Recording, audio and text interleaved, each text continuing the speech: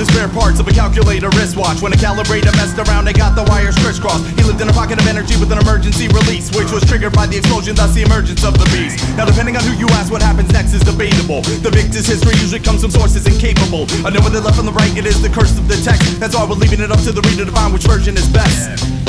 The beast, the beast, the beast, the beast, the beast, the beast, the beast.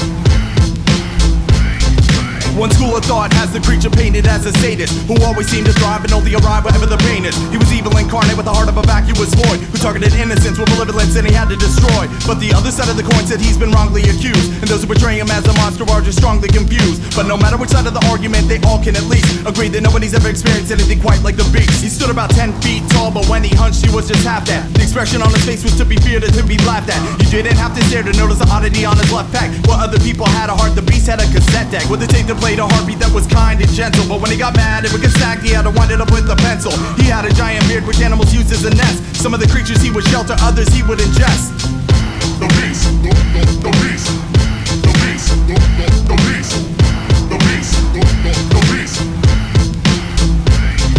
His vocal cords were often the topic of local lore. He had a language which nobody had written or spoke before. Kinda sounded like a dragon was gagging upon an eagle, terrifying at the same time, both noble and regal. And nobody will understand how he always seemed to make sense. And even if they couldn't agree on facts surrounding events, no matter